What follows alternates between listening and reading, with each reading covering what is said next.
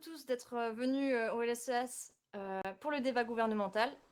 Et je vais laisser la parole à l'une des deux listes qui veut commencer à se présenter et à présenter dans les grandes lignes son programme. Merci. Alors bonjour à tous déjà, pour commencer.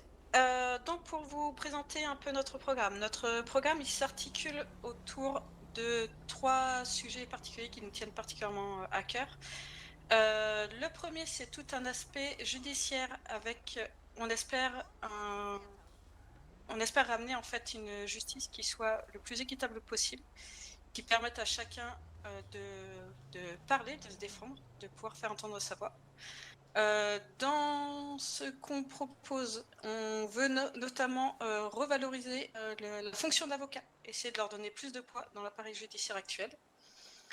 Ça va passer notamment par une notion de peine avec sursis. Enfin non, pas de peine avec sursis du tout, excusez-moi, de peine probatoire et de caution. Donc le principe sera que actuellement, si vous faites appel à un avocat, vous avez 20 minutes pendant lesquelles on va attendre qu'un avocat se présente. Si aucun avocat n'est disponible actuellement, vous perdez en fait ce droit de faire appel à un avocat.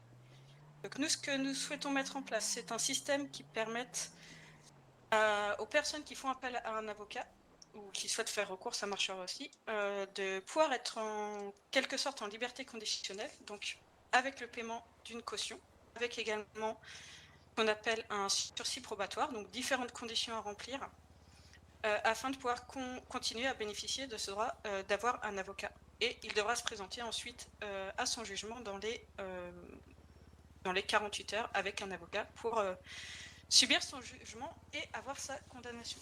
Donc ça, par exemple, c'est un axe qui est très important pour nous, qui permettra vraiment d'avoir une défense pour tous. On a d'autres notions par rapport aux avocats, d'autres choses à mettre en place. On a aussi d'autres différentes notions judiciaires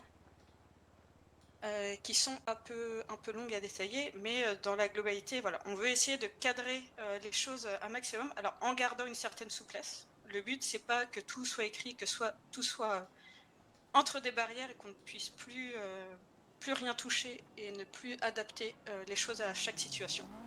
Mais c'est d'avoir un cadre pour certaines situations et c'est d'avoir des solutions pour parler de manière commune entre les avocats, les procureurs, les forces de l'ordre et évidemment les prévenus également. Donc l'idée globale du programme, c'est surtout cet aspect-là. Un autre axe très important de notre partie de notre programme, c'est tout l'aspect communication. La communication, pour nous, c'est à la base de notre société. Donc c'est vraiment important de mettre ça en avant. La communication, que ce soit la communication avec la population dans son ensemble, donc par le biais des canaux, par le biais de la presse, par tous les moyens qu'on pourra mettre en œuvre de cette façon.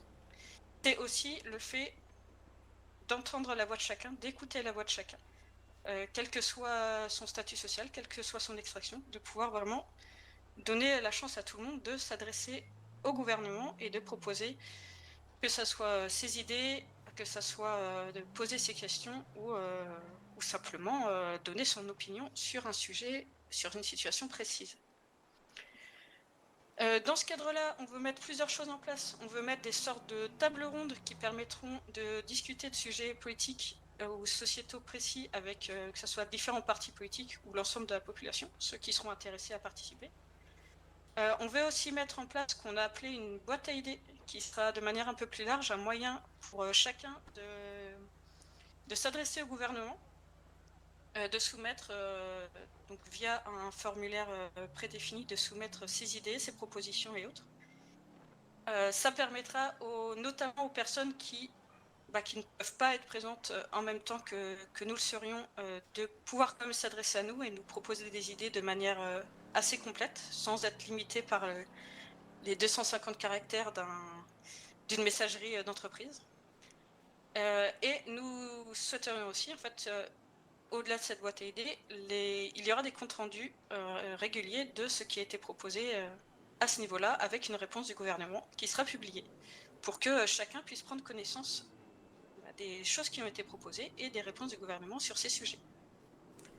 Là encore, on a aussi d'autres choses qu'on veut mettre en place pour continuer à avancer dans ce sens-là. Et vraiment, notre intérêt, c'est d'avoir une communication, de remettre vraiment la discussion au centre de la société et de mettre le plus de transparence et le plus de clarté possible.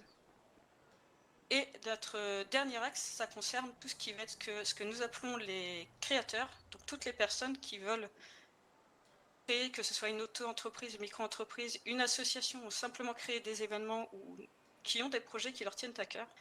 On va essayer d'encourager au maximum toutes ces personnes-là, tous ces projets-là. Donc ça passera par différents systèmes, par une valorisation notamment des associations via les canaux du gouvernement, via d'autres systèmes, via les canaux de la presse également, en mettant en avant différentes associations et potentiellement peut-être aller plus loin aussi au niveau des auto-entreprises, etc. En faisant ça régulièrement, en fait, chaque semaine, pour vraiment mettre en avant tous ces acteurs de la société qui s'investissent pleinement et qui méritent cette mise en avant. On veut aussi proposer des outils supplémentaires pour faciliter la création en Je vous donnant laisse accès. expliquer la fin brièvement pour qu'on laisse un petit peu de temps quand même à la Oui. liste en face. Excusez-moi. Je vous avoue que c'est très rapide. Je sais. Voilà. C'est pour ça qu'après, il y aura plus d'explications aussi. Oui, on veut donner aussi différents outils, etc. Et globalement, on veut essayer de sécuriser, de protéger un maximum les associations et les auto-entrepreneurs, au niveau légal et au niveau juridique. Et du coup, je vous laisse la parole. Désolée. Pas de souci, merci à vous. Et du coup, je laisse la liste adverse pour se présenter. Et merci. Donc, pour nous présenter brièvement, Sam Danvers, actuellement gouverneure adjointe, accompagnée de Lily Flores, qui elle-même est conseillère au gouvernement. On souhaite se représenter et faire pour pouvoir assurer une continuité au niveau de notre gouvernement, pour pouvoir continuer à mettre en place des projets qui, on estime, mettent plus de temps que 3 mois, qui sont déjà en cours et qu'on voudrait voir arriver dans les futurs 3 mois. Qui nous tient particulièrement à cœur, qui quand même va être le fil rouge de notre mandat, ça va être une réforme fondamentale du système judiciaire avec l'introduction des juges pour pouvoir assurer une justice équitable, efficace et surtout plus juste.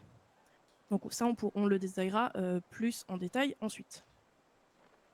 Nous souhaitons axer notre gouvernement sur la continuité, les contrôles fiscaux, une meilleure communication, puisqu'on sait qu'on peut toujours faire mieux, et surtout aussi la réforme de la justice, principalement dans les grandes lignes. Et donc après, on expliquera tout en détail dans les points suivants. Oui, moi j'ai une question particulière qui, comme on l'a dit, nous, ce qui est très important pour nous, c'est tout l'aspect communication, etc.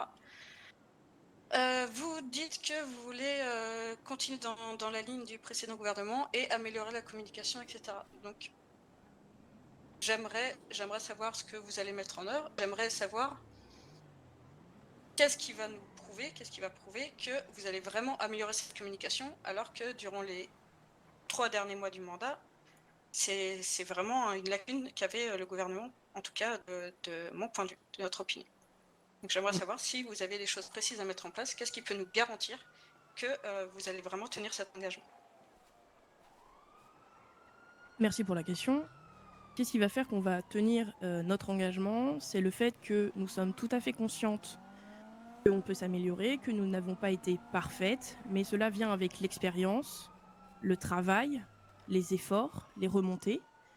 Donc, ce que nous avons prévu de faire en termes de communication, c'est, dès le début du mandat, la première semaine, sortir une feuille de route qui va nous obliger et surtout qui va rendre compte aux citoyens de tout ce qu'on a prévu de faire en termes de timing, pour que les citoyens, si eux-mêmes voient qu'on n'est pas raccord, qu'on n'est pas présent sur une deadline, on sera tout à fait à l'écoute et ils pourront venir nous challenger sur pourquoi est-ce que nous ne l'avons pas fait. Donc, ceci passera par une communication plus intensive. On veut réitérer le partenariat que nous avons avec le Weasel News pour pouvoir avoir des enquêtes de fond et surtout des articles et pas juste des communiqués gouvernementaux comme nous avions au début de notre mandat, que nous avons rectifié ensuite.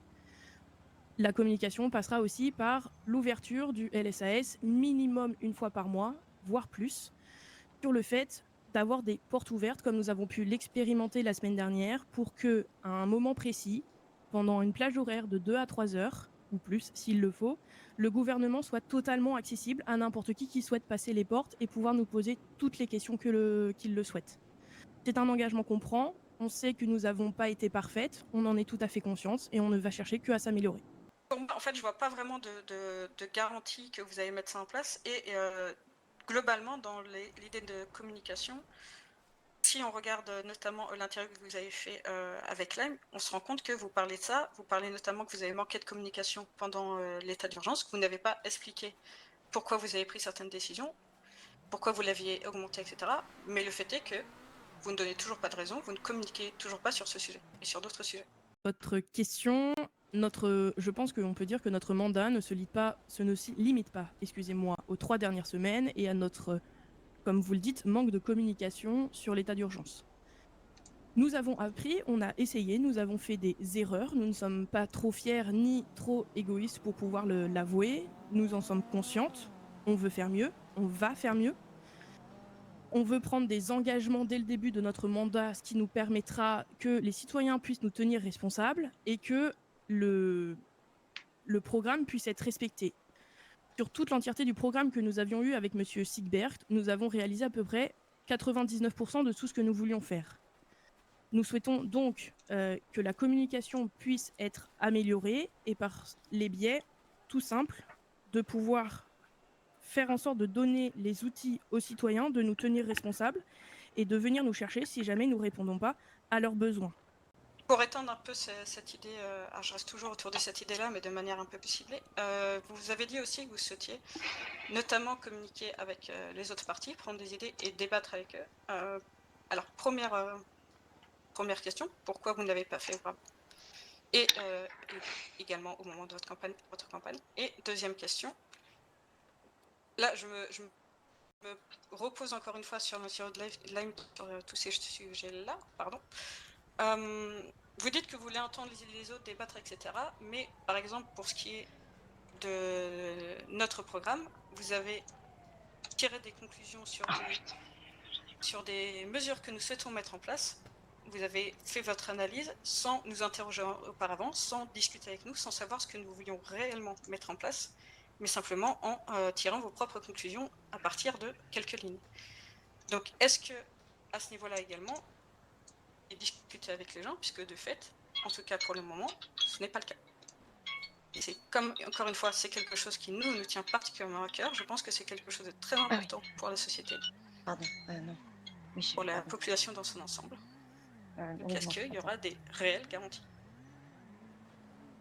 Sur le fait que je ne vous ai pas contacté pour connaître votre programme, en effet, je ne vous ai pas contacté, mais c'est tout à fait réciproque puisque vous ne m'avez pas contacté non plus, ni ma conseillère.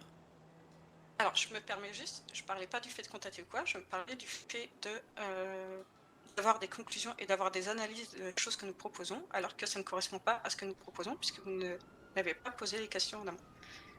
Je ne parle pas du fait de communiquer ou non entre nous. Je parle vraiment de ce fait de tirer des conclusions, d'interpréter les choses sans avoir la vision réelle des choses.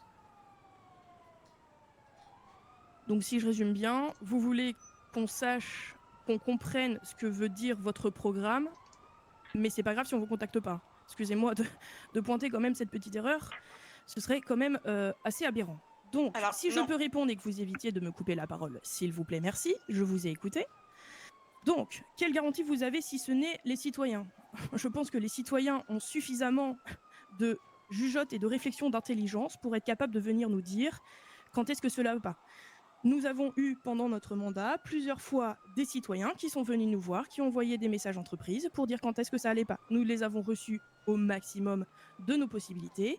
On ne peut pas dire qu'on a fait un loupé ni un 100%, puisque évidemment, le travail du gouvernement ne se finissant jamais et ayant des urgences à peu près tous les jours, nous avons dû faire respecter d'abord notre mandat et notre gouvernement.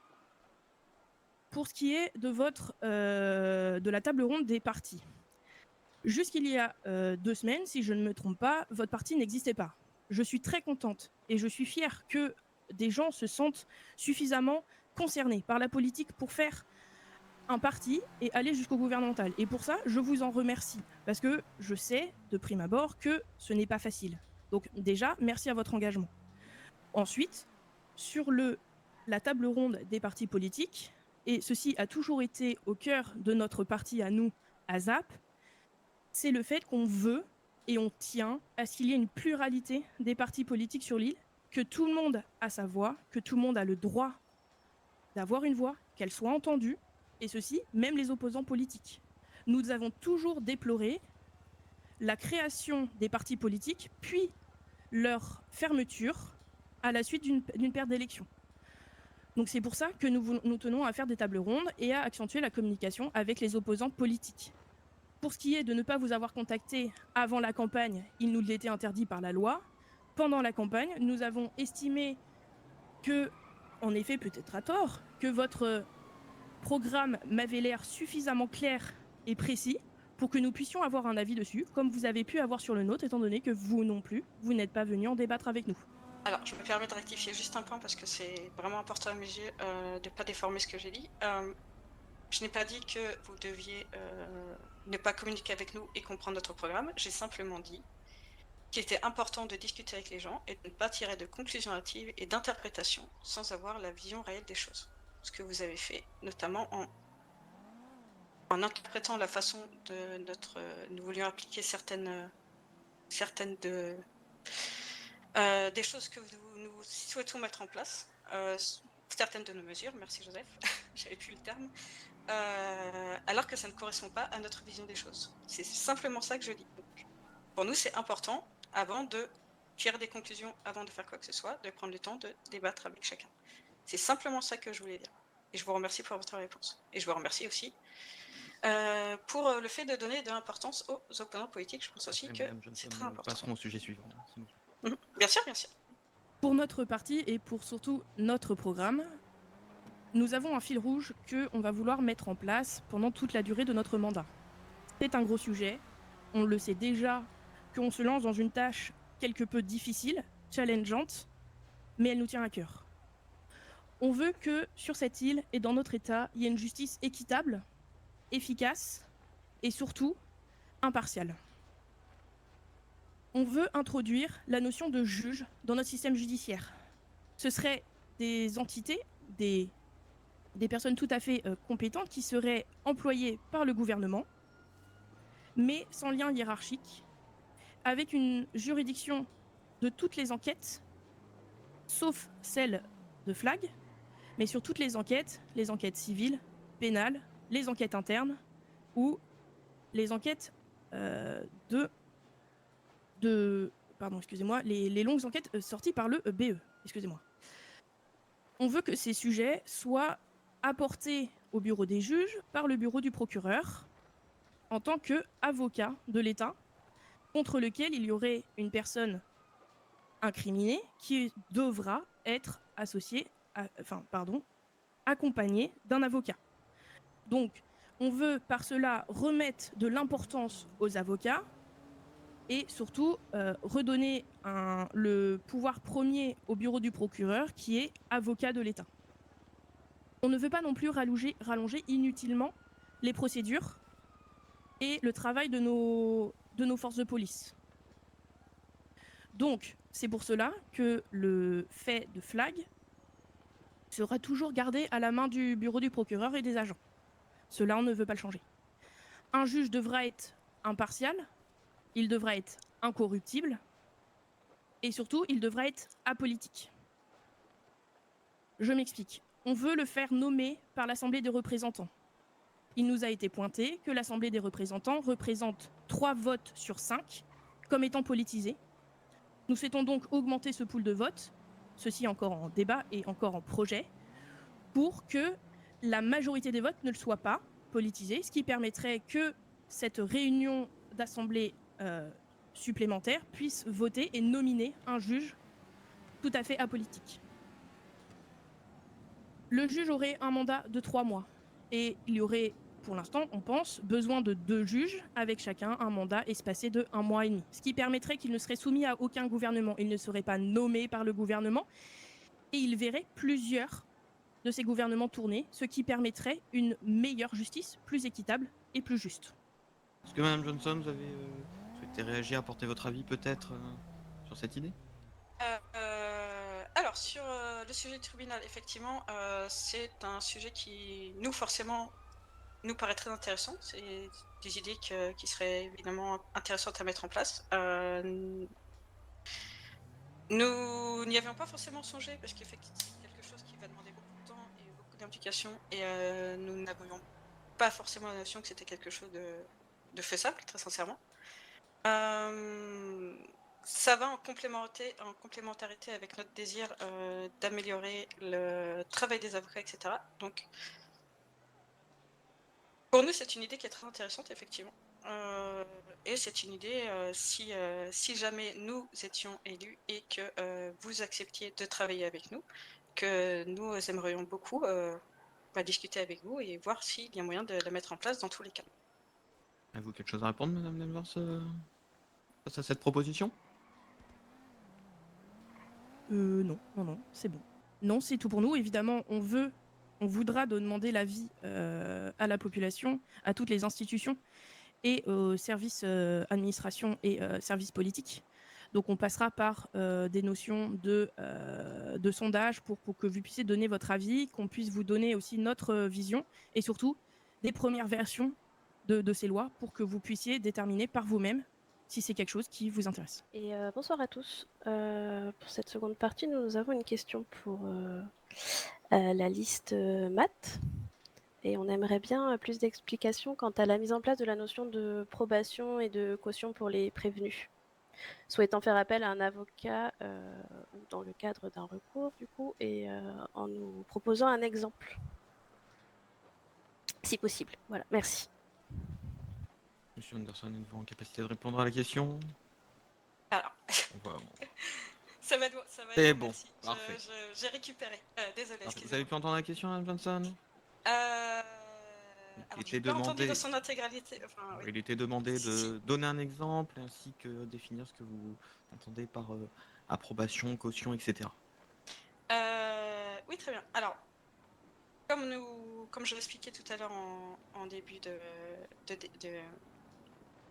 du débat, oui, nous voulons mettre en place. Alors, actuellement, encore une fois, si vous êtes en cellule que vous voulez faire appel à un avocat, vous avez 20 minutes pour faire appel à un avocat. Si dans les 20 minutes, personne n'est en capacité de se présenter, vous perdez ce droit. Donc pour nous, c'est vraiment important, dans ce cadre-là, que vous puissiez garder votre droit à faire appel à un avocat. Et pour vous le permettre, on va vous accorder un délai de, a priori, alors c'est à discuter, hein, mais a priori de 48 heures pour pouvoir vous présenter de nouveau avec votre avocat pour votre jugement, pour s'assurer que les personnes reviennent bien se faire juger. Nous allons mettre en place un double système de sursis probatoire et de caution. Donc le système de caution, il est simple à comprendre, c'est-à-dire que vous êtes remis en liberté en quelque sorte, mais vous devez payer une caution qui sera, alors à définir, mais qui sera certainement supérieure à la maximale de la peine encourue, pour s'assurer que vous reveniez pour vous faire juger. Donc cette caution, si vous ne vous présentez pas, bien sûr, elle sera conservée. Si vous vous présentez, elle vous sera remboursée. Principe d'une caution. L'autre aspect qui est très important, qui est même plus important, c'est la partie sursis probatoire. Donc ça va dépendre du délit pour lequel vous êtes arrêté. Il y aura des différentes choses qui sont mises en place pour, pour des conditions à remplir durant ce délai de 48 heures. Non, c'est pas. Durant ce délai de 48 heures, donc ça sera différents aspects, ça sera défini selon les délits et ça sera au bureau des procureurs aussi de choisir. Alors, il y aura déjà une définition pour chaque type de délit, un certain nombre de possibilités. On a différents exemples. On peut, par exemple, si vous réitérez un délit, que le sursis probatoire soit annulé et du coup que vous soyez jugé immédiatement. On peut avoir des interdictions de port d'armes, par exemple, avec une fouille facilitée. On peut avoir l'interdiction de se rendre dans certains lieux, etc., etc. Il y a beaucoup de possibilités différentes. C'est une idée qu'il va falloir réfléchir en profondeur à la fois avec les avocats, à la fois avec le bureau du procureur, pour définir les différents aspects à mettre en œuvre. Et encore une fois, ce sursis probatoire, les conditions seront définies par le bureau du procureur. Pour ce qui est de... en fait, techniquement, vous voulez rajouter plus de paperasse à des FDO. Est-ce que, tout simplement, vous avez demandé l'avis des services de police? Est-ce que vous leur avez demandé s'ils étaient d'accord sur le fond? Est-ce qu'ils trouvaient cela pertinent? Avez-vous tout simplement parlé avec le bureau du procureur ou les services de police avant de proposer ceci? Alors, on n'a pas eu l'occasion de parler avec le bureau du procureur. On a parlé avec des avocats, notamment. Et dans tous les cas, on estime que... Alors, vous parlez de rajouter de la paperasse. On estime que le droit de chacun et la liberté de chacun est plus important qu'une notion de paperasse. En soi, ça rajoutera pas grand-chose, à part que le jugement sera différé, que les personnes devront se présenter plus tardivement. Donc, il n'y a pas de grande différence avec ce qui est fait actuellement, à part effectivement qu'il faudra noter des moments pour que les personnes reviennent, etc. Mais pour nous, j'ai envie de dire paperasse ou prasse, il y a un moment où la liberté de chacun et les droits de chacun sont beaucoup plus importants que des papiers. Donc pour vous, retarder la mise en pénitencier ou les amendes d'une personne qui commet des exactions, le report, donc par exemple, imaginons il est pris en flag, pour vous, s'il demande un avocat et qu'ensuite il est libéré sous caution, ça veut dire que pendant 2 jours, vous aurez quelqu'un qui aura commis un fait pour lequel il a été pris en flag et il pourra se balader en ville sans aucun souci. Alors, que pensez-vous de la protection des citoyens dans ces cas-là? Alors, j'ai 3 réponses du coup à ça. Première réponse, non, il ne sera pas totale liberté sans aucun souci, puisqu'il y aura ce sursis probatoire qui posera des contraintes. Deuxième remarque, il pourra se promener, etc., comme vous dites, au milieu des citoyens, mais j'ai envie de dire qu'il fasse sa peine avant, c'est la même chose. Il fera sa peine, il sera libéré, il pourra se promener librement. Donc dans ce cas-là, on ne peut jamais avoir quelqu'un qui a commis un délit qui se retrouve en liberté. Ce serait la même chose. Et troisième point, donc vous dites que quelqu'un, oui, il faudrait qu'il ait son amende, sa peine immédiatement. Nous estimons qu'il faut surtout une peine qui soit juste, qui soit équitable et que la personne puisse se défendre. Prenons un exemple très concret, et ça marche aussi pour le cas des recours. Imaginez que quelqu'un soit condamné, une primo-condamnation, on va dire, ils lui mettent, je sais pas, 6 heures de prison, je vous dis des chiffres au hasard, parce que j'ai pas les peines en tête comme ça, mais mettons 6 heures de prison, 200 000 $ d'amende, et finalement, s'il avait un avocat, etc., cette peine redescendrait à 2 heures de prison et 3 heures d'amende. Est-ce que vous trouvez normal qu'une personne ne puisse pas se défendre, ne puisse pas faire appel à un avocat s'il le souhaite, et subisse une peine qui ne sera peut-être pas juste, et subisse notamment de la prison, alors que ce n'est peut-être pas pertinent réellement par rapport au crime qui a été commis.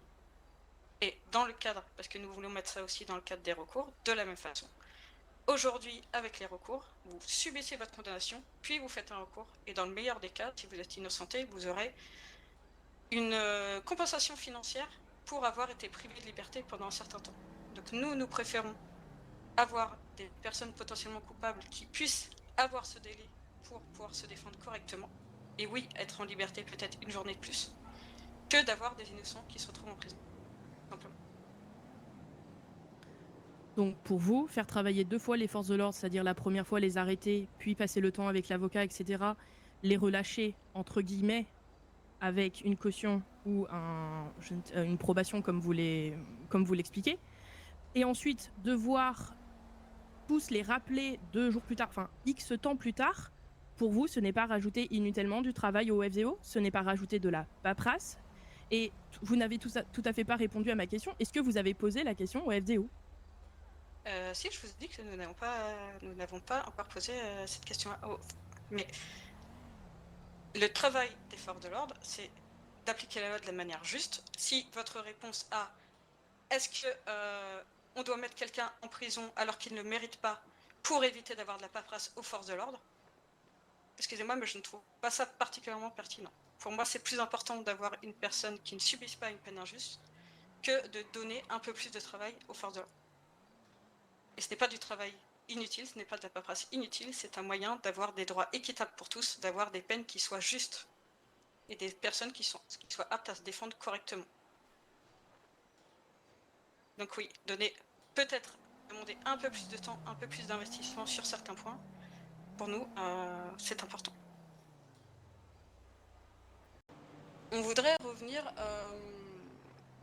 sur quelque chose qui a été mis en place récemment par le gouvernement, du coup, c'est ce qui concerne la possibilité en fait de se présenter aux élections des mairies et du gouvernement. On souhaiterait savoir comment a été déterminé le fait de mettre, au lieu d'avoir une durée fixe comme auparavant, enfin comme vous l'aviez fait au départ, le fait de demander 2 déclarations d'ISF, ce qui fait que suivant les personnes, suivant les moments où vous arrivez sur l'île, vous n'avez pas le même temps d'attente. Et autre question plus globale, du coup, pour quelles raisons vraiment ont été mises en place ces délais avant de pouvoir se présenter aux élections? Et est-ce que vous n'avez pas peur que ça décourage encore plus les gens à s'intéresser, à s'investir en tout cas en politique? Alors merci pour la question. Tout simplement, nous avions fait une première version, si on peut appeler ça, de la loi et de la condition que nous voulions rajouter. Nous avions fait ceci pour les maires et nous voulions faire la même chose pour les gouvernements. Nous avions donc proposé, puisque c'est obligatoire pour une loi fédérale, nous avons proposé notre version aux marshals. Les marshals nous ayant dit que notre proposition n'était pas prouvable facilement, nous a demandé de la repréciser et de trouver une preuve plus concrète. C'est donc de la part des marshals qu'il nous a été demandé de la réécrire. Nous l'avons donc fait. En effet, il y a un décalage pour une personne qui vient au début du mois, une personne qui vient à la fin du mois. On estime que c'est nécessaire pour une personne d'accéder à un poste de responsabilité et de décision qui sont quand même pour l'entièreté d'un comté ou l'entièreté d'un gouvernement, de savoir à peu près comment notre État marche. Nous estimons que de demander au minimum 31 jours et au maximum 2 mois, si jamais on est arrivé en fin de mois, ou pour étendre le délai, nous estimons que demander 2 mois avant d'arriver au gouvernement, ce n'est quand même pas trop demandé pour pouvoir s'intéresser un minimum et pouvoir tout simplement avoir l'avis des gens et tout simplement comprendre de quoi il se passe et surtout pour la gestion quotidienne d'un État ou d'un comté.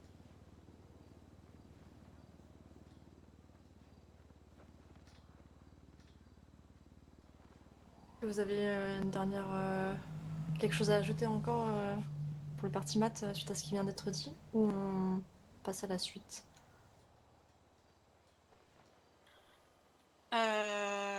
Non, je comprends l'idée derrière ça. Après, alors je sais pas s'il y avait d'autres alternatives, et c'est vrai que globalement, ça me paraît un peu ce délai du coup n'est pas forcément égalitaire, mais je comprends votre argument, pas de problème. Après, je voudrais vraiment rebondir. Alors, je suis d'accord qu'il faut une certaine connaissance de choses, une certaine expérience pour pouvoir se présenter.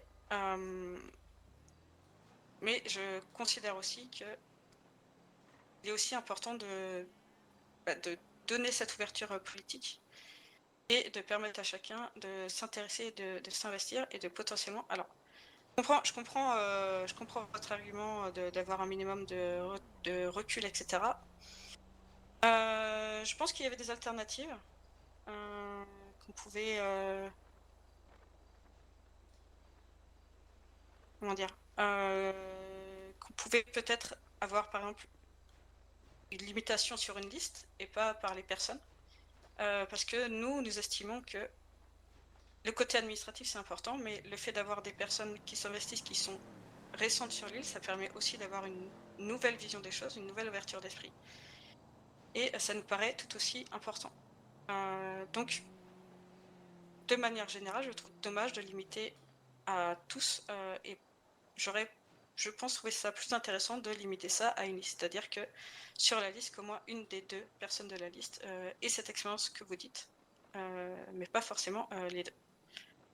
Alors, pour répondre à ceci, je voudrais vous signifier que vous n'êtes pas obligé, pour un comté, par exemple, c'est écrit dans la loi, vous n'êtes pas obligé de vous présenter avec un maire adjoint. Vous n'êtes pas obligé d'avoir un maire adjoint, donc ça veut dire que vous n'êtes pas obligé d'être 2 sur la liste. Donc déjà, votre argument, il ne tient pas. Ensuite, nous n'obligeons personne à ne s'intéresser à la politique qu'en étant élu à la tête d'un comté ou d'un gouvernement. Vous en êtes la preuve vivante, vous pouvez faire un parti politique et vous impliquer dans la vie politique de votre île, même si vous n'avez que quelques semaines ou quelques jours à votre actif dans notre État.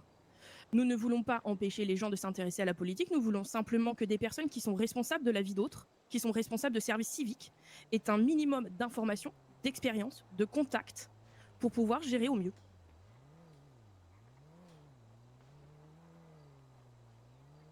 Ah oui, mais encore une fois, je me permets d'attendre. Dans le cadre d'une personne où il y a une personne qui se représente, en fait, je ne vois pas le problème. Si on dit qu'une personne de la liste doit répondre, une seule personne de la liste doit répondre, si la liste compte une personne, ça fonctionne quand même. Donc il n'y a pas vraiment de problème. Et ensuite, encore une fois, en termes d'expérience, alors oui, de connaissance de San Andreas, il faut un peu de recul. D'expérience globale, pas forcément. Tout le monde, on arrive tous avec notre bagage, avec notre expérience, donc aussi à apporter une expérience nouvelle. Et pour ce qui est, alors l'engagement politique, oui, c'est important et on peut le faire sans avoir cette notion d'élection. Mais nous estimons que c'est important aussi de pouvoir se présenter et de pouvoir mettre en place et appliquer. Donc pour vous, si on fait un amalgame, un cadet ou juste rentrer dans une force de police pourrait devenir Qui me commissaire. paraissent importantes, même pour des personnes qui... Oui, je vous écoute. Du coup. Donc pour vous, si je fais un raccourci, ce serait qu'un cadet puisse devenir commissaire en moins d'un mois ou qu'un interne puisse devenir médecin chef de service en moins d'un mois. Vous estimez qu'une personne qui n'a ni expérience dans le domaine, ni compétence, peut devenir décideur, chef de service, chef d'administration, responsable de vie humaine, juste avec, par exemple, 3 semaines à peine arrivé sur l'île. Je trouve ça irresponsable et très dangereux. Juste après cette question-là, on C'est bon clora pour le nous. sujet et on passera aux questions. C'est bon pour nous, on n'a plus rien à ajouter.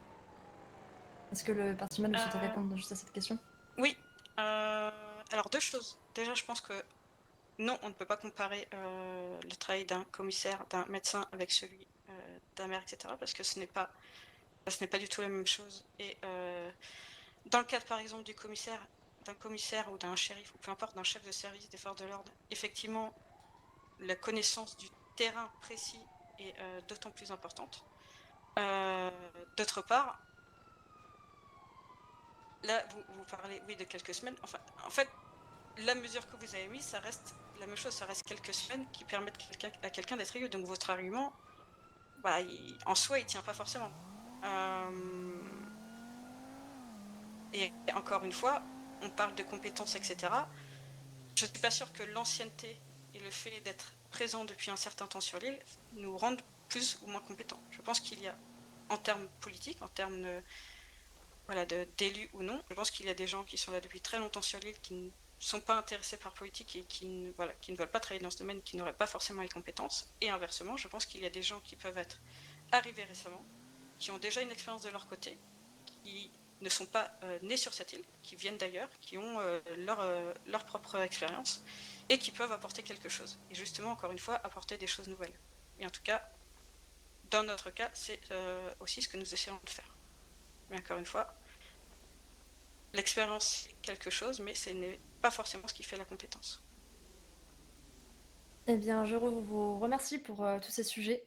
On va clore la partie débat. On va juste faire une petite pause pour nos caméramans avant de commencer les questions. Si vous en avez déjà, je vous invite à vous diriger vers le côté de la scène pour qu'on puisse donner un micro à la première personne qui souhaite poser une question à l'une ou les listes présentes. De budget de la mairie Nord. Pour la liste maths, ce serait plutôt, vous, dans cette situation, ce serait quoi votre solution? pour la liste ASAP, la question, pourquoi avoir baissé le prix des radars déjà? Et si jamais vous n'avez pas l'intention de les remonter ou Et pas il y de a 5 trouver minutes. d'autres solutions, qu'est-ce que vous proposeriez d'autre? Parce que de ce que j'ai vu sur l'affichage de Blaine County, les solutions proposées, bon ben on va pas se cacher que vous lui auriez dit arrêtez de nous faire chier avec vos histoires, on en a rien à foutre de votre comté, ben vous auriez pas fait mieux, enfin je trouve personnellement. Voilà, c'était ma question, merci. Alors, je vais me permettre de répondre en premier. Alors, pour nous, la première chose à faire dans cette situation, et étant donné la trésorerie et les comptes du gouvernement, je pense que dans un premier temps, il aurait pu être intéressant de donner une subvention exceptionnelle à la mairie du Nord pour, en tout cas, lui permettre de continuer à travailler correctement et normalement le temps de mettre des solutions pérennes en place. Ça ne serait pas une solution, mais ça serait un moyen de mettre des choses en place. Dans les solutions, alors forcément on n'a pas eu énormément de temps pour réfléchir, mais dans la proposition de la mairie Nord d'avoir une toute ou partie des amendes qui soient reversées aux mairies, déjà c'est une idée qui nous paraît intéressante, donc à étudier en détail. Une autre solution qui pourrait aussi qui pourrait être réfléchie, ça serait par exemple d'avoir une redistribution entre les deux mairies au niveau du budget. Donc que ça soit, ça pourrait être au niveau des amendes justement, ou ça pourrait être au niveau global en fait, d'avoir un rééquilibrage des budgets, enfin des comptes entre les deux mairies. Alors pas des comptes en soi, parce que les mairies n'ont pas forcément les mêmes besoins, les mêmes demandes, mais de permettre à chaque mairie de fonctionner correctement. Donc si on a un excédent d'un côté et un déficit de l'autre, de ramener de l'équilibre.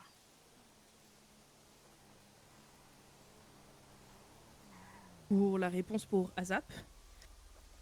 Donc, en effet, nous avons eu le maire du Nord qui est venu lors d'une réunion avec les maires pour demander des solutions pour pouvoir redresser le budget de sa mairie. Techniquement, il est venu à la mairie en ne demandant rien, mais en demandant des solutions. Puisque lui, les seules solutions qu'il avait, c'était des solutions drastiques qui allaient réduire l'influence et l'attractivité du Nord. Oui, les comptes du gouvernement sont fournis. Je tiens juste à vous rappeler que Halloween et Noël arrivent, les joyeuses fêtes et toutes les illuminations que nous aurons dans notre belle ville et dans notre bel état seront payées de la poche du gouvernement à hauteur de 10 millions. Ceci sort évidemment du budget normal. Pour ce qui est de transférer de l'argent d'une mairie à une autre pour redistribuer les richesses comme vous l'expliquez, je ne vois pas pourquoi est-ce que des habitants qui ont fait le choix de vivre dans le comté sud, dans le comté de Los Santos, devraient payer à la fois leurs impôts au sud pour qu'ils soient reversés au nord, pour qu'il y ait une attractivité au nord et pas dans leur ville. Je ne trouve cela pas juste, pas équitable. Nous aurions pu tout simplement faire un chèque, en effet, comme si vous le dites si bien, mais ce n'est pas notre but de juste donner de l'argent sans vraiment qu'un plan de financement ou tout simplement un plan de redressement soit fait. La proposition de la part du maire a été de faire descendre la ligne qui sépare les deux comtés. Il voulait ainsi récupérer l'entreprise Evolt dans les comptes et dans les impôts d'entreprise. En voulant ceci, il ne s'est même pas posé la question de savoir si Evolt en eux-mêmes étaient d'accord. Je tiens de source sûre que le directeur et en tout cas le actionnaire majoritaire, excusez-moi, est tout à fait contre, va publier un communiqué dans ce sens-là et regrette sincèrement que le maire ne l'a même pas contacté pour en discuter de vive voix. Je trouve ceci dommage. Oui, le budget de la mairie Nord n'est pas au beau fixe. Il y a plein de mesures possibles pour réduire les dépenses et diminuer les recettes, enfin augmenter, pardon, excusez-moi, les recettes et diminuer les dépenses. Ce ne sont que des décisions qui sont extrêmement dures à prendre.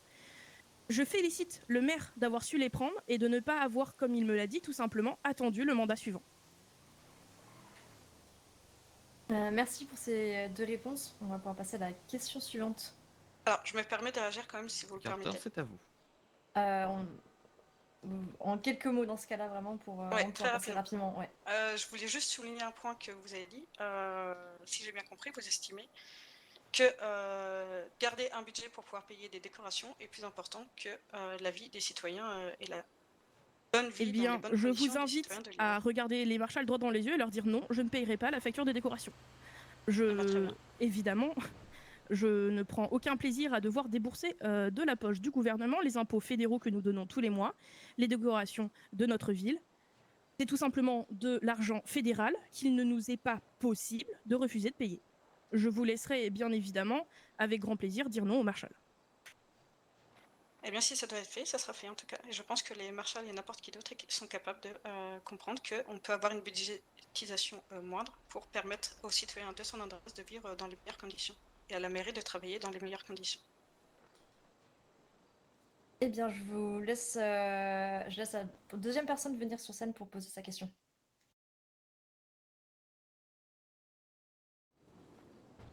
Bonsoir, Sam Carter. Alors j'aurais deux questions, une pour le parti maths et une pour le parti ASAP, qui n'ont rien à voir l'une à côté de l'autre, mais c'est bien d'avoir les avis des deux.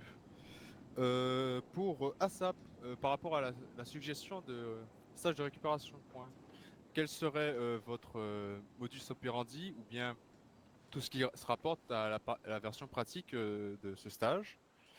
Et quelles seront du coup les différentes procédures à faire et à mettre en place dans ce sens? Et pour le parti maths, j'aimerais plus de précisions par rapport à votre respect de la vie privée au niveau du PPA. Je suppose que vous n'avez pas potentiellement fait des recherches, mais qu'il y a des éclaircissements qu'on aimerait bien avoir. Merci.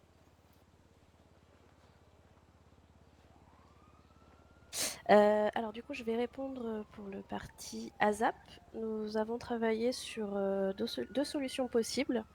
La première, ce serait des stages payants, du coup, qui permettraient de récupérer 4 points, et ce serait possible de les effectuer chaque mois. Une deuxième solution est envisagée, et ce serait la récupération de points automatiques. Un point par semaine si aucun délit routier nous semble envisageable. Tout ça, c'est un dossier que nous devons faire remonter au Marshal et en travaillant en collaboration avec eux. D'ailleurs, nous n'avons pas répondu à une des questions qui a été posée tout à l'heure par Madame Higuera. Concernant la baisse des amendes sur les radars fixes, ce n'est pas un choix de notre part. C'est l'État fédéral qui l'a décidé ainsi. Voilà.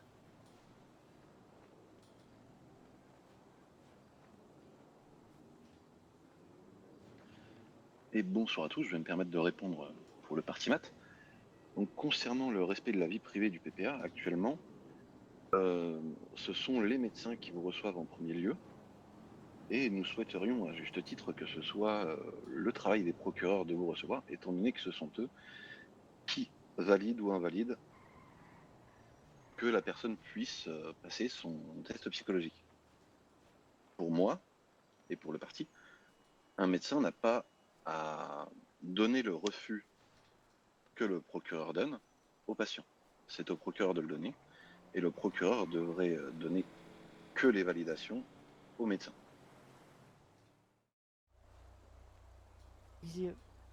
Bonjour, voilà, oh putain, c'est angoissant. Je m'appelle Josh Santiago, je travaille à Evolt. Les jeux, je serai le meilleur pilote du Santos. Voilà. Et en fait, j'ai une question qui concerne un peu à tout le monde. Voilà, je vais parler sur un sujet qui s'appelle le permis. Voilà. Bon, j'ai eu des réponses des deux parties, mais je ne sais pas si ça a changé.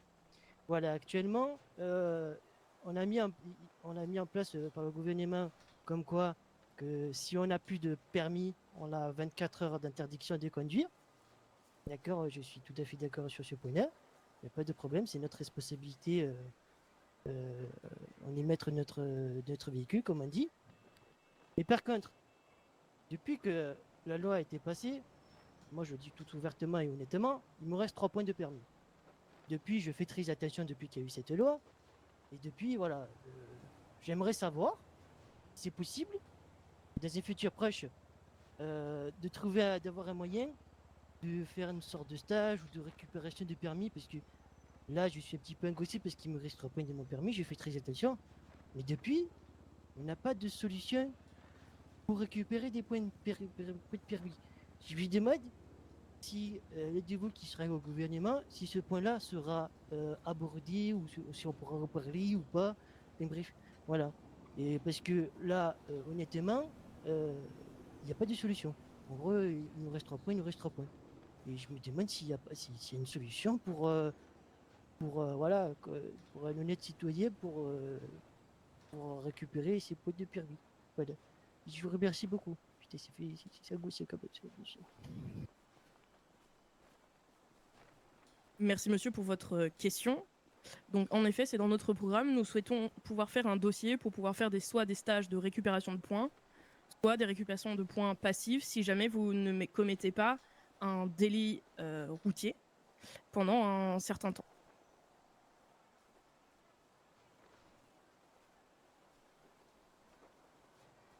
Alors, de notre côté, pour ce qui est des stages de récupération de points, première chose, il faudra qu'on s'informe pour savoir si c'est quelque chose qui est faisable au niveau technique et technologique. Voilà, c'est première chose à faire. Nous n'avons pas la réponse à cette question, donc il faudra qu'on se renseigne sur ce sujet.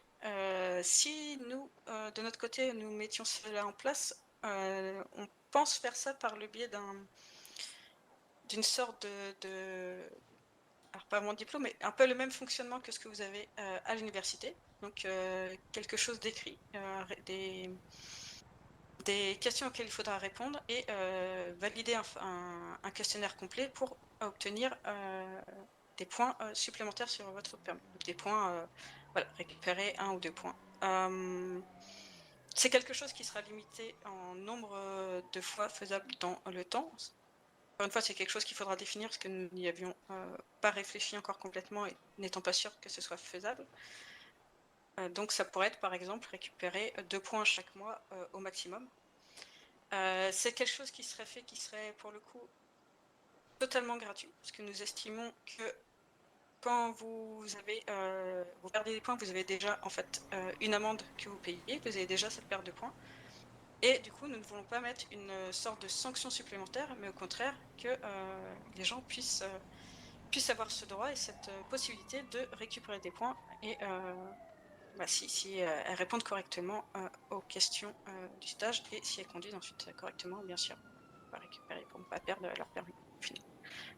Dans l'attente de savoir si ce système est possible ou non, nous voulions dans un premier temps réduire le nombre de points perdus sur les contrôles des radars mobiles afin de permettre d'avoir une petite marge supplémentaire de manœuvre et d'éviter notamment dans les excès de vitesse, dans les gros excès de vitesse de plus de 50 km/h, de perdre son permis immédiatement et de laisser une petite marge de manœuvre supplémentaire, une petite chance supplémentaire, car encore une fois, c'est quelque chose qui nous tient à cœur de toujours laisser cette petite chance à chacun. Eh bien, je vous remercie pour ces réponses. On va pouvoir passer à une autre question. Et bonsoir, petite question pour le parti ASAP. Vous avez dit le BDP va servir d'avocat de l'État dans le cas des juges. Donc, si je comprends bien, vous confirmez que c'est le BDP qui va, dans le cas d'une enquête ou autre, servir d'attaque contre une personne ou une entité, elle-même défendue par un avocat, le tout jugé par des juges. Oui, c'est ça. C'est la notion d'un procureur. D'accord, ok. Et dans ce cas, en cas de dossier contre le BDP, que ce soit contre un procureur ou l'entité en elle-même, il se passe quoi? Lors d'une enquête interne, ce serait donc à une cour de justice de gérer les affaires contre le bureau du procureur, pour que ce soit impartial. Et donc la cour de justice, toujours dans sa structure actuelle? Oui. D'accord, merci. Bien, merci pour cette réponse. Question rapide. Nous allons pouvoir passer à la... Sargi. J'aurais 3 questions. Première question, du coup, pour le parti maths. Vous avez parlé de caution, donc pour être libéré, pour pas attendre et pour avoir le droit à un avocat. C'est-à-dire que Les personnes qui ne sont pas en capacité de payer n'auront donc pas ce droit.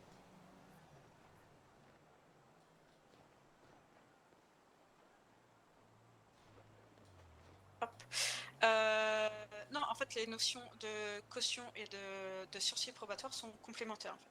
Donc, et encore une fois, c'est quelque chose qui est à définir avec les avocats et avec le bureau du procureur, qui n'est pas totalement arrêté. Mais on peut tout à fait imaginer qu'effectivement, dans le cas où les personnes sont, par exemple, insolvables, d'avoir un sursis probatoire qui, du coup, soit plus ferme pour compenser le fait de ne pas pouvoir payer cette caution à l'instant T. Donc c'est des choses qui sont, très honnêtement, c'est des choses qui sont, on va pas vous dire les contraires, c'est des choses qui sont encore à réfléchir, encore à mettre en place, qui demanderont. C'est un sujet assez complexe qui demandera du temps de réflexion et nous allons voir ça, encore une fois, avec les BDP et les avocats et essayer de trouver les solutions les plus justes possibles et qui touchent tous les cas possibles. Très bien, très bien. La deuxième question concerne le parti ASAP. Tout à l'heure, vous avez donc rétorqué comme quoi les personnes, la dangerosité qui soient remises en liberté, mais vous êtes au courant que c'est déjà le cas, que les personnes sont remises en liberté? Si jamais aucun procureur n'est présent? Oui, je suis au courant. Donc là, vous n'y voyez pas de problème. Quand c'est les procureurs qui sont pas présents, mais alors quand c'est un avocat pour Si, défendre quelqu'un... j'y vois un problème et c'est pour ça que je voudrais que la notion de juge puisse aussi résoudre ce problème. Très bien, mais dans ce cas, pourquoi ne pas l'avoir parlé et avoir continué d'attaquer comme ça sans évoquer ce cas? Sans l'avoir évoqué, eh bien, désolé, je pensais que Madame Johnson, ici présente, connaissait la loi et était aussi courant de ce cas de figure et je ne pensais pas avoir besoin de le redire. Très bien, très bien, très bien. Et alors, dernière question, encore une fois pour le parti ASAP, vous avez parlé des décorations. Comment pouvez-vous être sûr que c'est vous qui allez les payer, que c'est le gouvernement? Vous en avez déjà parlé avec les marshals? Parce que l'année dernière, pour le coup, c'est pas le gouvernement qui a payé les décorations de Noël. Eh bien, j'ai ici présente avec moi à mes côtés une personne qui était là, par exemple, excusez-moi, au fête de Pâques, qui a vu de ses yeux une facture de l'État fédéral pour des décorations. Tout à fait, Et mais ceux de Noël, je vous confirme que ce n'était pas les marshals, étant donné que c'est moi-même qui les payé. eh bien alors dans ces cas-là, je m'excuse sincèrement pour avoir fait un amalgame. Et très bien, et bien ce sera tout pour moi. Et je vous remercie du temps que vous m'avez accordé. Et bonne soirée. Je vous remercie pour cette question. On va juste prendre une pause de... Alors bonsoir Nolan Duncan. Pensez-vous qu'il serait possible de mettre en place une réduction d'impôt sur les dons effectués aux associations? Voilà. Vous pouvez préciser la question? Pour qui en fait on devrait... En fait, je demande s'il serait possible de mettre en place une réduction d'impôt sur des dons faits aux associations. Mais des dons de qui? De particuliers? Les dons de d'entreprises? particuliers. Non, que particuliers, parce qu'entreprise c'est déjà le cas donc.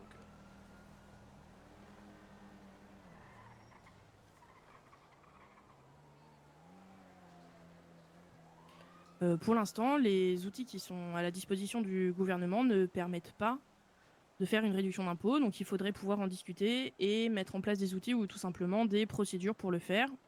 On n'est pas contre, on se pose juste la question de la technicité et de la faisabilité. Ok. Partie maths, est-ce que vous avez une réflexion dessus, une réponse à apporter à ce niveau-là? Je pense que... alors, nous, on n'y avons pas réfléchi pour l'instant, mais je pense qu'il faut aussi savoir pourquoi ce n'est pas le cas actuellement, pourquoi ça a été mis en place pour les entreprises et non pour les particuliers. Donc c'est une bonne suggestion. Il va falloir se renseigner sur le sujet et voir quelles sont les raisons qui pourraient faire que ça n'ait pas été appliqué dans le cas des particuliers pour le moment. Donc est-ce que ce ne sont que des questions techniques ou est-ce qu'il y a aussi des choses derrière auxquelles, voilà, qui vont demander réflexion et auxquelles nous n'avons pas forcément pensé. Mais oui, c'est une remarque intéressante. Merci à vous. Eh bien, merci pour cette question et ces réponses. On va pouvoir passer à une autre question. Et bonjour, Jimmy Reynolds, habitant du Nord, au BCSO. J'ai une question pour le parti maths et pour ASAP. Parti maths sur la révision des points de permis et sur les délits de fuite et les excès de vitesse par radar mobile. Qu'est-ce que vous comptez faire, réduire ou augmenter ces amendes-là? Et pour le parti ASAP, qu'est-ce que vous comptez faire pour la sécurité routière dans l'île?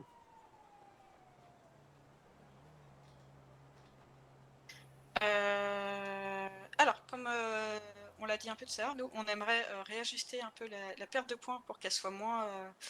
voilà, avec le nouveau système qui fait que vous ne pouvez pas passer votre permis pendant 24 heures en cas de perte de permis, on voudrait un peu ajuster la perte de points pour laisser une chance supplémentaire, laisser une chance de faire une erreur, qu'elle soit volontaire ou non, mais une certaine marge de manœuvre. Au niveau des amendes, par contre, c'est à réfléchir si il ne pourrait pas être intéressant de, à l'inverse, les augmenter légèrement. Toujours dans le cadre des radars mobiles, pour avoir une réduction de points, donc une réduction de la peine de ce côté-là, mais une légère augmentation de la peine du côté des amendes. Donc c'est quelque chose qui va être en réflexion, que nous discuterons avec, notamment avec les forces de l'ordre et avec le bureau du procureur, pour voir quelle est la manière optimale de faire les choses. Et pour les délits de fuite, vous changerez quelque chose aussi? Pour les délits de fuite, on ne pense pas qu'il soit judicieux de changer l'amende. Pour la perte de points, c'est pareil, c'est à réfléchir, donc ça va demander aussi discussion. Pour les mêmes raisons, tout simplement, en fait. Donc Mais, vous pensez qu'un délit de fuite, il faut qu'il garde ses points, comme ça il peut recommencer?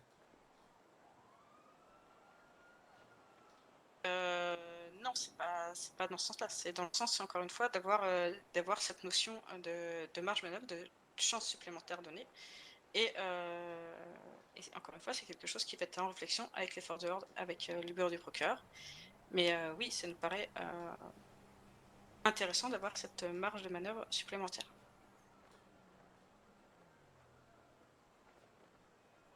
Quant à la question qui nous a été posée au parti ASAP, qu'est-ce qu'on peut faire pour la sécurité routière? On voudrait se pencher sur 2 sujets. Tout d'abord, mettre en place une politique de sécurité qui renforcerait les contrôles et surtout les conséquences à être un multirécidiviste sur les délits routiers. Qu'une personne qui a perdu plusieurs fois son permis à cause d'excès de vitesse extravagant ou tout simplement hors du commun, on voudrait que ces personnes soit tout simplement plus amendé ou carrément une saisie, voire destruction du véhicule qui conduit à ce moment-là, si jamais on a un multirécidiviste d'un nombre conséquent. Pour ce qui est... donc ça, c'est pour la politique de sécurité. Et on voudrait aussi mettre en place, évidemment, des campagnes de sensibilisation pour que les personnes puissent se rendre compte des impacts et surtout des conséquences que peuvent avoir sur la vie des autres citoyens une vitesse à trop grande vitesse. Très bien, merci à vous d'avoir répondu à chaque partie. Merci pour cette question. Est-ce qu'il y a encore une question qu'on peut faire venir poser la question aux différentes parties? Oui, bonjour, monsieur Fischer. C'est une question pour le parti ASAP. Protection des employés sur le lieu de travail. Comment comptez-vous faire l'appliquer, sachant que tous les FDO ont actuellement interdiction d'aller en supérette depuis plusieurs mois pour protéger les travailleurs, car, je cite plusieurs FDO dont dégradés, ils ne peuvent pas assurer leur propre protection et la nôtre lors d'un pétateur en supérette. Si même les FDO ne peuvent pas se protéger, qui le fera? Merci.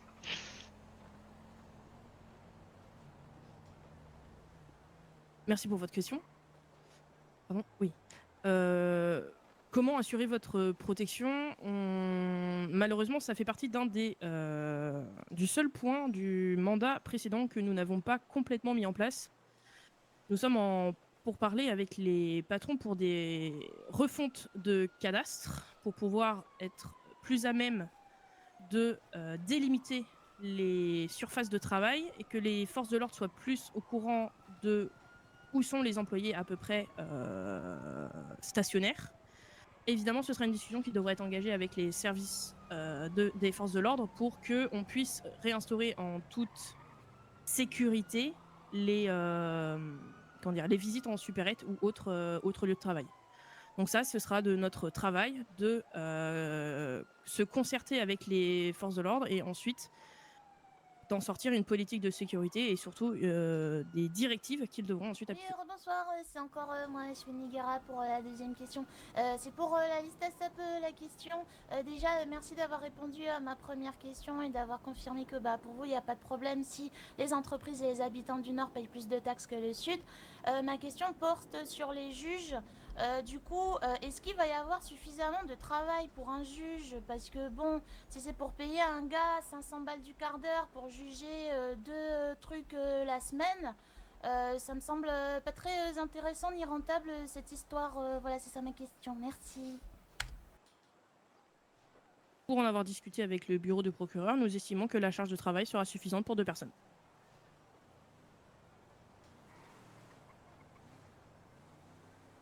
Je me permets de rebondir là-dessus également. De notre côté, nous pensons également qu'il serait intéressant de changer légèrement le système et d'attribuer d'autres fonctions au juge, et notamment d'attribuer les fonctions de vérification des lois qui sont faites aujourd'hui par le bureau de procureur, et qu'il serait plus, si nous avions la mise en place de juges, qu'il serait plus pertinent d'attribuer aux juges qui ont cette neutralité absolue au niveau judiciaire, et qui pourraient d'avoir une vision des lois au plus juste. Donc ça permettrait aussi d'avoir cette fonction supplémentaire à allouer aux juges, et à alléger aussi le bureau du procureur pour leur permettre de se concentrer d'autant plus sur le travail d'enquête dont ils sont également responsables. Vous pouvez y aller. Du coup, alors je sais que récemment, ça n'a pas été facile pour le gouvernement en place pour les états d'urgence. Ceci étant dit, j'aimerais avoir votre avis chacun par rapport à qu'est-ce que vous allez faire. Concernant Matt, vous avez prévu de le reconduire une seule fois et seulement 48 heures. Je ne vais pas vraiment donner mon avis, mais j'aimerais savoir pour quelles raisons vous voulez faire ça. Et à ça, que comptez-vous faire à ce niveau-là pour l'état d'urgence? Est-ce que vous allez le modifier ou le laisser? Je vais commencer pour le parti ASAP. Nous avons déjà changé la loi dans ce sens. Nous avons déjà imposé un renouvellement limité. À la fin du renouvellement qui est possible par la loi, nous avons prévu aussi la possibilité d'en discuter avec après concertation et après vote de l'Assemblée et des chefs d'administration et de services de police pour pouvoir discuter du bien fondé, de l'utilité et surtout de la reconductibilité. Nous avons déjà fourni et sorti la loi en ce sens-là.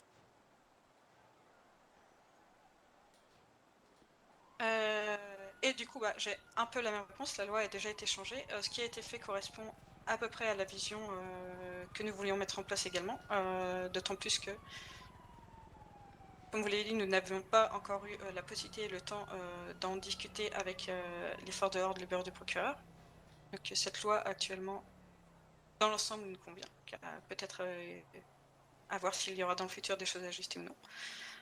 Pourquoi est-ce que nous estimons que il faut un délai, un état d'urgence qui ne soit pas trop long? Tout simplement parce que nous estimons que...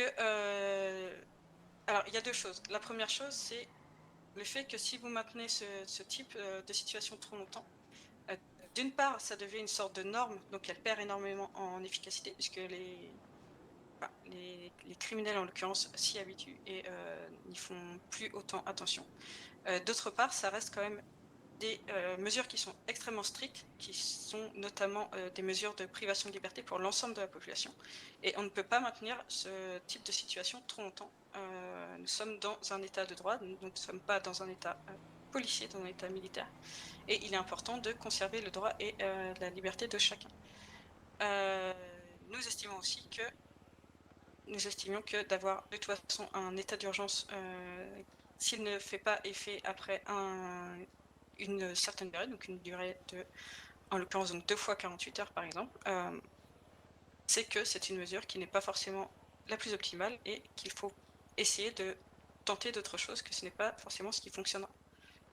Donc pour nous, c'est important d'avoir cette notion, d'une part, de respect de chacun, et d'avoir un état aussi dur qui ne se maintienne pas trop longtemps dans le temps, pour justement, au contraire, ne pas avoir non seulement une normalisation de cette situation, mais aussi potentiellement une augmentation des tensions au niveau des citoyens, au niveau qu'ils soient civils, criminels ou autres, et potentiellement une augmentation également de la violence. Voilà.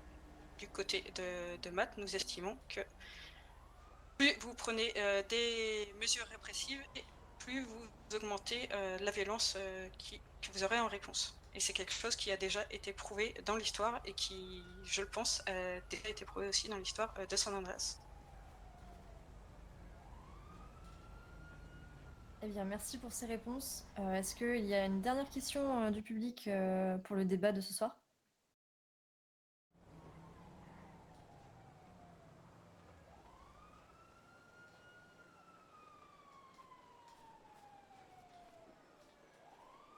Ça n'a pas l'air d'être le cas. J'invite du coup les deux listes à revenir un petit peu au centre de la scène pour clore ce débat. Merci déjà à tous d'être venus, d'avoir participé. Ah, on a peut-être une dernière. Non, c'est bon. D'avoir participé à ce débat, pour toutes les questions que vous avez pu apporter. Je vais laisser un petit peu chacune des listes si ils ont des derniers mots à exprimer et on clôturera ce débat aujourd'hui. Pour le mot de la fin, je voudrais vous remercier à tous d'être venus, de vous être intéressés, de nous avoir posé des questions pendant que nous venions à votre rencontre pour vous parler de nous et de notre programme.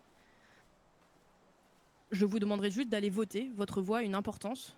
Votre voix vaut la peine d'être entendue et surtout, on veut pouvoir l'écouter. Donc allez voter, que ce soit pour le parti adverse, excusez-moi, ou pour nous. Allez voter, c'est un droit et un devoir citoyen.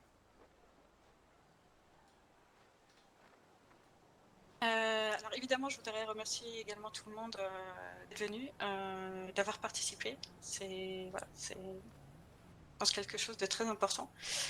Et nous voulions également appuyer le fait que, encore une fois, nous serons toujours ouverts à la discussion et vous pourrez toujours nous contacter pour discuter, pour nous faire vos remarques dans tous les cas de figure. Et nous essaierons un maximum de faire progresser l'île dans un cas comme dans l'autre. Et également, effectivement, voter, c'est important. Merci beaucoup à vous. Et merci beaucoup aux deux listes présentes ce soir.